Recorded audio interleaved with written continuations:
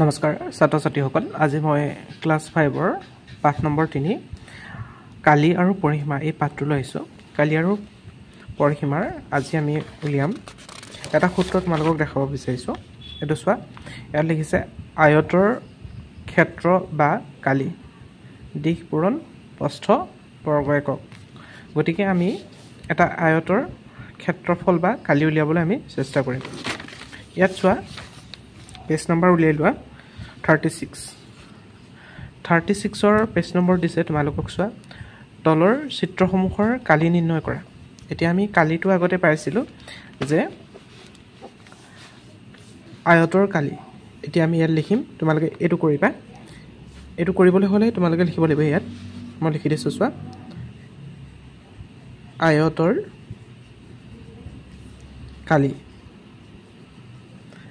কালি লিখিবা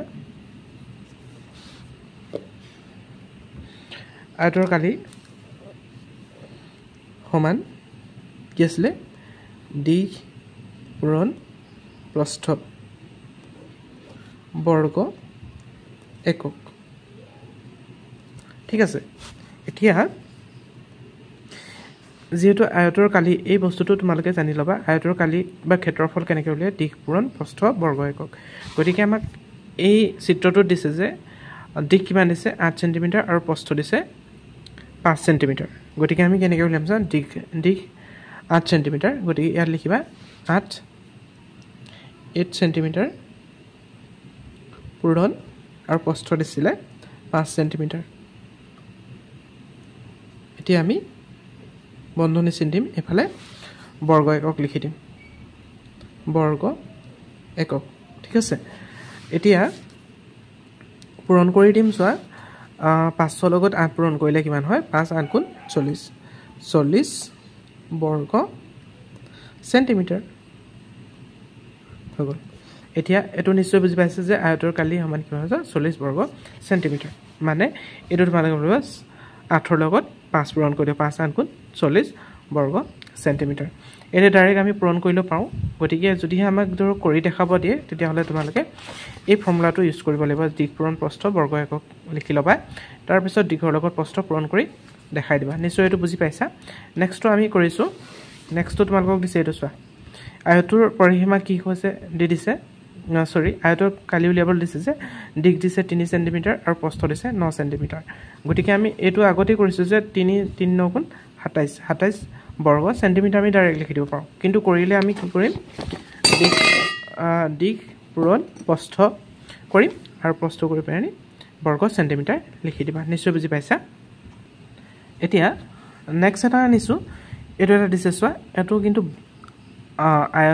আয়ত নহয় এটো হৈছে বৰ্গ এটা দিছে ইয়াতো এটা বৰ্গ দিছে এই বৰ্গৰ কিটা আমি কালি কেনেকৈ উলিয়াম গতিকে বৰ্গৰ কালি উলিয়াবলৈ হলে এইটো চোৱা বৰ্গৰ কালি আছে পেজ নম্বৰ 33 আছে চোৱা বৰ্গৰ কালি সমান বাহু পূৰণ বাহু বৰ্গ একক গতিকে আমি বৰ্গৰ কালিটো আমি পাই গলো সূত্ৰটো বাহু পূৰণ বাহু বৰ্গ একক গতিকে আমি লিখিম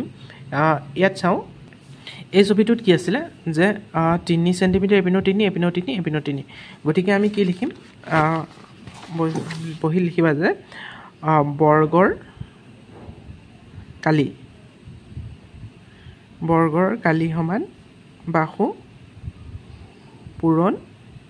বাহু বন্ধনী চিনিবা বৰ্গ একক ঠিক আছে এতিয়া আমাৰ এই ছবিটোৰ বৰ্গ বাহু কিমান আছিল 3 সেমি এপিনো 3 সেমি গতিকে আমি লিখিম চোৱা 3 সেমি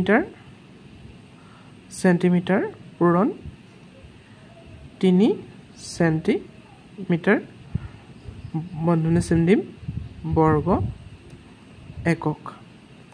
ঠিক আছে এতিয়া আমি পূৰণ কৰিলে কিমান 3 3 গুণ 9 বৰ্গ সেন্টিমিটাৰ ঠিক আছে নিশ্চয় বুজি পাইছা এই 9টো কেনেকৈ পালো 3 লগত 3 পূৰণ কৰি দিলো কাৰণ বাহু পূৰণ বাহু আমি ক'ত পাইছো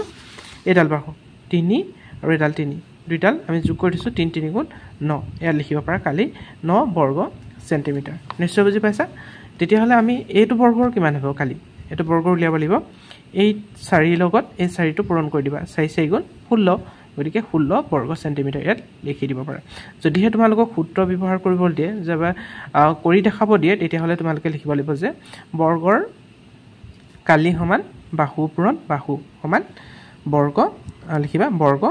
বন্ধনী চিন দি লিখিব লাগিব যে বৰ্গ একক ইয়াত যেনেকৈ দিছে চোৱা বৰ্গৰ কালি লিখি দিব লাগিব বৰ্গৰ কালি সমান বাহু পূৰণ বাহু বৰ্গ একক এই শাৰীটো কিন্তু লিখি ল'ব লাগিব তাৰপিছত লিখিবা 3 চেণ্টিমিটাৰ পূৰণ 3 চেণ্টিমিটাৰ বৰ্গ একক সমান 9 বৰ্গ চেণ্টিমিটাৰ মানে 3 চেণ্টিমিটাৰ লগত 3 চেণ্টিমিটাৰ পূৰণ কৰি দিয়া হৈছে নিশ্চয় বৰ্গৰ কালি কেনেকৈ উলিয়াই বুজি পাইছা নেক্সটটো তোমালোকক দিছে এইটো এটা দিছে চোৱা এটা বৰ্গ দিছে আৰু বৰ্গটো সমানে ভাগ কৰি দিছে ইয়াত দিছে দলত বহি তলৰ চিত্ৰসমূহত ৰং কৰা অংশৰ কালি নিৰ্ণয় কৰিবলৈ চেষ্টা কৰা এতিয়া ইয়াত তোমাৰ আধা অংশ দিছে গতিকে এটা বৰ্গৰ আধা অংশহে উলিয়াব লাগিছে গতিকে গোটেইটো আমি উলিয়ালে গ'লে 5 6 গুণ 30 5 6 গুণ 30 আৰু 30 আছে কিমান হয় 15 ইয়াত আমি ডাইৰেক্ট লিখিব নোৱাৰা 15 চেণ্টিমিটাৰ কিন্তু আমি সেই 15 চেণ্টিমিটাৰটো কেনেকৈ উলিয়াম যদি তোমালোকক উলিয়াবলৈ দিয়ে তেতিয়া কেনেকৈ উলিয়াবা চাই লোৱা তেতিয়া আমি লিখিম চোৱা যেহেতু বৰ্গটো আমি উলিয়ালে আমি ডাইৰেক্ট ওলাই যাব বৰ্গটো কিন্তু আমাক যদি কৰি দেখাবলৈ দিয়ে তেতিয়া আমি লিখিব দুভাগৰ 1 পূৰণ বাহু পূৰণ বাহু মানে বাহু পূৰণ বাহু বৰ্গ একক এতিয়া আমি লিখি ল'লোঁ যিহেতু আমাৰ ইয়াৰ আধা অংশ উলিয়াব দিছে গতিকে সেইকাৰণে আমি আধা বুলি দি লৈছোঁ আধাটো এইটো ঠিক আছে এতিয়া আমাৰ ওলাব চোৱা দুভাগৰ 1 পূৰণ বাহু কিমান আছিলে আমাৰ এই চিত্ৰটোত 6 চেণ্টিমিটাৰ আৰু 5 চেণ্টিমিটাৰ গতিকে আমি দিম এইটো বাহু পূৰণ নহয় এইটো দিশ পূৰণ উচ্চতা ইয়াত উচ্চতা আহিব ঠিক আছে ইয়াত এইটো দিশ বুলি ল'বলৈ আৰু এইটো উচ্চতা ধৰিলোঁ দিশ 6 চেণ্টিমিটাৰ আৰু উচ্চতা 5 চেণ্টিমিটাৰ কিমান ধৰিম 5 চেণ্টিমিটাৰ আৰু উচ্চতা 6 চেণ্টিমিটাৰ বৰ্গ চেণ্টিমিটাৰ লিখি দিছোঁ ঠিক আছে বৰ্গ চেণ্টিমিটাৰ এতিয়া চোৱা 2 এই 6 কাটি দিলে কিমান হয় 2 3 গুণ 6 তিনিবাৰ গৈছে 2 3 গুণ 6 সেইকাৰণে আমি কাটি দিলোঁ গতিকে কিমান থাকিলে 5 আৰু 3 লগত পূৰণ কৰি দিলে কিমান হ'ব 5 3 গুণ 15 বৰ্গ চেণ্টিমিটাৰ নিশ্চয় বুজি পাইছা 15 বৰ্গ চেণ্টিমিটাৰ আমি কেনেকৈ পালোঁ দুভাগৰ 1 কৰিও আমি পাইছোঁ কিন্তু ইয়াত যদি আমি চাওঁ এই বৰ্গটোলৈ চাওঁ বৰ্গৰ আমি কালি কেনেকৈ উলিয়াইছিলোঁ বাহু পূৰণ বাহু বৰ্গ এটা উলিয়াবলৈ বাহু পূৰণ বাহু গতিকে বৰ্গটোক আমি যদি বাহু পূৰণ বাহু কৰোঁ 5 6 গুণ 30 আৰু ইয়াৰ আধাটো কৰিব কৈছে 30ৰ আধা যিহেতু 15 হয় এই ভাগে কৰিলোঁ আমাৰ ইয়াত 15 বৰ্গ চেণ্টিমিটাৰ ওলাব ঠিক তেনেকৈ ধৰণে এইটো তোমালোকে পাৰিবা 4 আৰু 4 লগত পূৰণ কৰিলে কিমান হয় 4 4 গুণ 16ৰ আধা কিমান হয় ইয়াত ভৰাই দিলে হয় ঠিক আছে এতিয়া আধাটো কিমান 4 4 গুণ 16ৰ আধা কিমান হয় 8 হয় 8 গুণ 16 গতিকে 8 তোমাৰ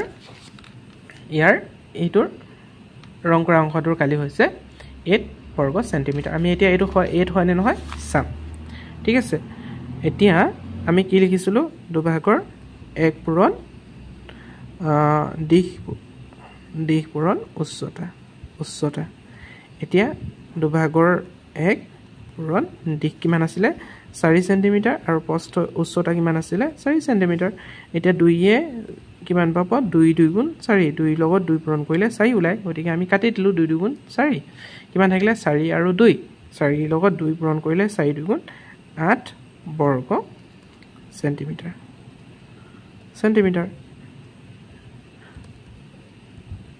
নিশ্চয় তোমালোকে বুজি পাইছা এইটো তোমালোকে এতে কৰিলেও হয় 4 4 গুণ 16ৰ আধা কিমান হয় 8 বৰ্গ চেণ্টিমিটাৰ নিশ্চয় বুজি পাইছা বৰ্গৰ কালি কেনেকৈ উলিয়াই আৰু এটা ত্ৰিভুজৰ কালি কেনেকৈ উলিয়াই তোমালোকে নিশ্চয় বুজি পালা নেক্সট তোমালোকে উলিয়াই লোৱাচোন পেজ নম্বৰ 39 এইটো 39 আছে 39ৰ পেজ নম্বৰটো চোৱা তোমালোকক দিছে তলৰ আকৃতিবোৰৰ পৰিসীমা উলিওৱা এতিয়া আমি কালিকেইটা বুজি পালোঁ কালি কেনেকৈ উলিয়াই কালি দীঘৰ লগত প্ৰস্থ পূৰণ কৰিলে কালি ওলাই যায় আৰু এতিয়া আমি পৰিসীমাটো উলিয়াম পৰিসীমা দিছে তলৰ এটা ছবি দিছে আৰু সেই আকৃতিটোৰ এটা আকৃতি থৈছে সেই আকৃতিটোৰ তোমালোকৰ পৰিসীমা উলিয়াবলৈ দিছে গতিকে আমি পৰিসীমা কেনেকৈ উলিয়াই সেইটো প্ৰথমে জানি ল'ব লাগিব পৰিসীমা হৈছে গোটেই যিমানটো চাৰিওফালৰ আছে চাৰিওফালে দিয়া হিচাপটো তোমালোকে যোগ কৰিব লাগিব ঠিক আছে এতিয়া প্ৰথমটোৱে চাওঁ আমি প্ৰথমটোত কিমান দিছে